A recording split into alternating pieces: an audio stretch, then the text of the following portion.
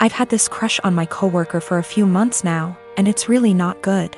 We only see each other in passing, and he's only talked to me once about something work-related.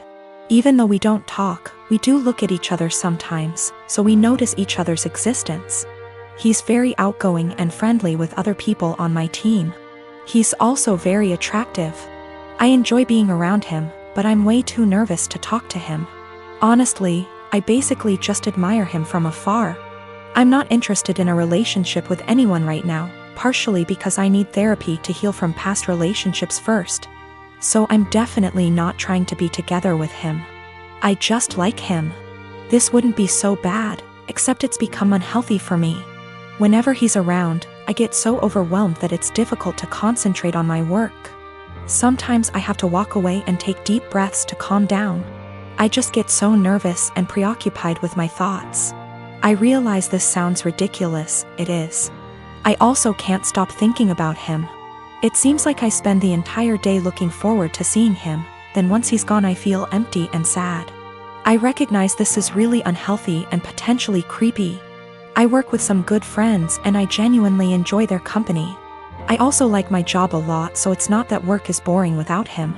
I'm actually a very talkative and happy person with everyone else. I really want to get over these feelings because they're useless and only hurting me. To be honest, this isn't the first coworker I've felt this way about. At my last job, I also had a crush on my manager and it was on the same unhealthy level. So I feel like becoming fixated on people is a reoccurring problem, and I really would like to know how I can change this pattern. I don't want to go into tons of details. You need to know that for the last 7 years I have not been at home. And during this time my 2 brothers and sisters were still living there. While I was at home, our stepfather abused us mentally and physically. We lived in crappy houses that were covered in real garbage, including animal feces, absolutely everywhere. I haven't heard from my little sister since May. I'm pretty sure she was told to cut contact with all of us. We are her older siblings. My second sister, after my younger sister, is overweight and has spinal problems and has to diet and see a specialist she is not taken to. I told the social worker that I wanted to check on them because they were in a sorry state and because I'm not sure if there is still any physical or psychological abuse going on in the house.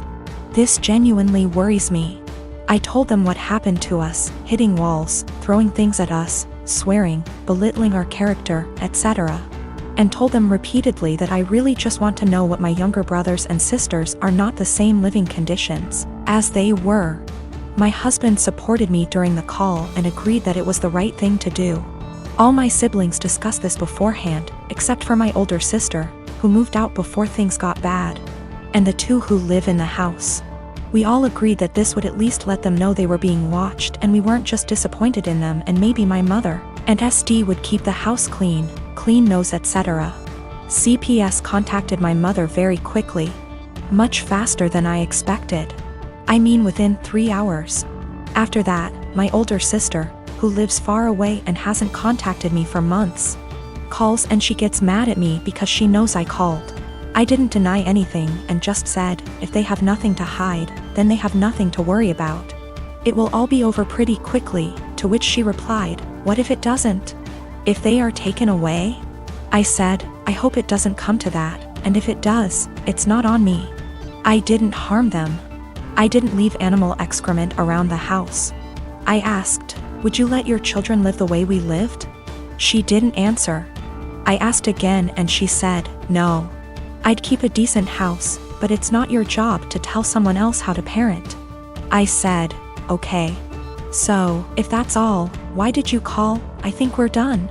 She told me that we all need to get over what happened to us and move on. She left long before the violence started and she wasn't around, regardless of my personal experience.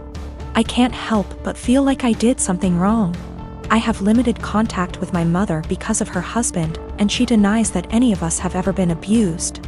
My sister asked, why don't you just come in and see the conditions? I told her, I can't be around my stepfather. I refuse to expose myself to this negativity again. Even though my husband and siblings agree that it was the right thing to do, I still can't help feeling wrong because of it. Like it wasn't my place. But if it wasn't my place, then whose was it? I really would like a third-party opinion on what I did. Am I wrong in reporting my family? Honestly, should I have just kept my mouth shut? I don't mind if I don't have any contact with my mom or older sister. They don't even know that I'm almost 4 months pregnant because we don't talk very much. So the possibility that I'll never have a real relationship doesn't bother me. What worries me is that I don't know if I was right. I called my mother's CPS based on previous experiences of psychological and physical abuse by our stepfather. I have not heard anything from my younger brothers and sisters for a long time, because communication was interrupted. We lived in appalling conditions. There were animal feces, rubbish and mess everywhere. We were beaten, things were thrown at us, etc. I told the police that I was not sure if something was going on for sure because, again, no contact. But I wanted them to check on my siblings. Was I completely out of sorts? My sister was set to marry a guy who was a complete douchebag. He seemed like a nice catch to any outsider. He was tall, handsome, very confident, a doctor. Basically the sort of guy any woman would swoon over. Unfortunately, he was a sociopathic, unrepentant narcissist, devoid of any empathy, who would take out his anger on anybody he felt beneath him and seemed to enjoy doing it. You know how basically they say, don't look at how your partner treats you, look at how he treats others. And that's how he'll eventually treat you. My sister didn't pick up on that. I picked up on it early. This guy was really mean. Would berate and insult people for the smallest thing and would lose his cool with anybody who looked at him the wrong way. He started doing it to me, and I told my sister early on, this guy's an asshole. She was like, nah, you two will eventually get along, you just got off on the wrong start. I told him I've seen him do that to other people, but she seemed to think, oh, but he's nice to me, I'm the special one. Maybe I can change him. Or I have no idea what she was thinking. After about 2 years together, when they were engaged, the cracks were evident. My parents loved him. His dad and my dad go way back. They both went to the same medical school together and have been close friends for decades. Her fiancé is also good friends with my 2 older brothers. After 2 years, my sister was realizing this guy was an asshole. He's always been an asshole, and he won't change. There was a really painfully obvious example one day when we were having dinner, and my sister's fiancé and my dad were having a discussion about something political. My sister tried to offer her opinion into the discussion, and they both snickered. Then this guy just started berating her and ripping into her in front of everyone, making her feel this small. I could sense her pain. She was just quiet and just sat there taking it. I was thinking, what are you doing with this guy? He has no respect for you. He has no love for you. Another time our family was at this dinner function where a lot of big people were around. My sister's fiancé completely left my sister alone at the table with me, and was sitting at this other table with 2 women, very obviously flirting with them semi-drunk. He just left her all alone at the table. I asked her what was wrong, why was he ignoring her? She told me they had had an argument earlier and this was his way of punishing her. You see what I mean when I say this guy is a complete sociopath? My sister and I are really close, and even though I'm younger by far, little brothers aren't devoid of wisdom. And I've been urging her from day one to break up with this guy before she gets in too deep. Well, now that she'd spent 2 years with him and was engaged, she was obviously in too deep. And she used to tell me about all the outbursts he has, how he treats her with no respect.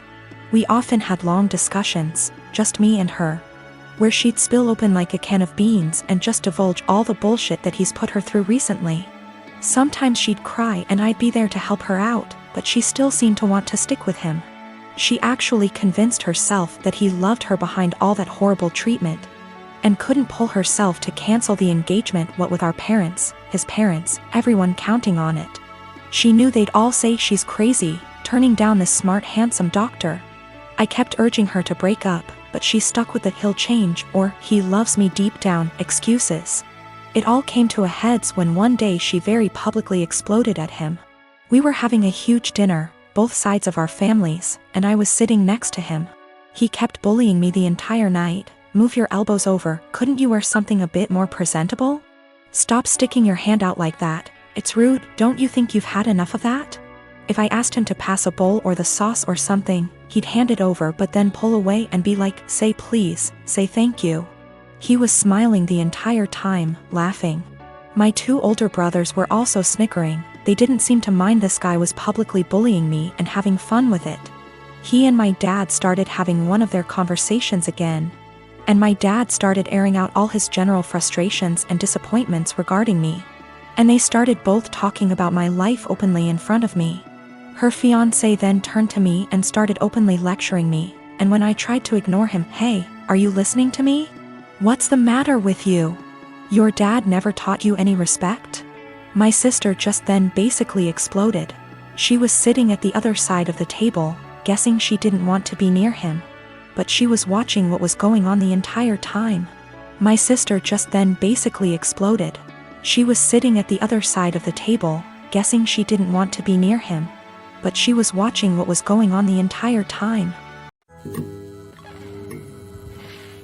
My husband, 35 years old, does not have a car. He sold his old one to help pay for his brother's wedding. I did not agree on this, but he had this car before we got together, so it's a shared property. Besides that, I have my own car, so that did not affect me till my husband started complaining about having to commute to work and hangout places. He tried to get me to let him drive my car several times, but I stood firm and put a boundary, making him understand that my car will never be driven by him. One of the reasons why is because of how bad his driving is. His brother lives out of town. My husband asked if he could drive my car to the wedding, but I refused, but not because I'm not invited. Another story for another day, because like I said, my car is off limits. He threw a fit calling me unreasonable to let him take public transportation because he can barely stand it for 10 minutes, let alone hours. I said it wasn't my problem, which irritated him but made him stop arguing about it. The day that he was supposed to travel out of town, I woke at 10 a.m. and couldn't find my car key. I went outside and couldn't find my car either. I was beyond pissed. I called him and like I expected, he took it and was on his way to the other town. I lost it and told him I gave him no permission to take it for a whole 5 days and said that if he won't turn around with it and come home, then I'd call the cops and report it missing. His response was, "You wouldn't dare do it cause you know what would happen." I hung up on him, then immediately called the police and told them about my situation. I did not tell them my husband took it because they'd think it's a family dispute and decide to not get involved. I just reported it missing. 2 hours later, I got a call from my husband saying he was back in town and was being held at our local police station. I went to the station and talked to the cops. My husband made a scene there, swearing over and over that I gave him permission to take it and said I was acting out of jealousy and spite because he was going to attend a wedding that I was not invited to. I took my car and went home, but he had to stay a little longer. He came home in the evening and went on a rage fit about how I created an awful situation and almost caused him to miss his brother's wedding. He called me vindictive, bitter, and a lunatic to call the police on him and try to accuse him of stealing my car. He had to leave the same day to be able to be there with his family and decided to extend his stay, and he still hasn't gotten back yet. Right now his mom and brother are blasting me for what happened and calling me spiteful.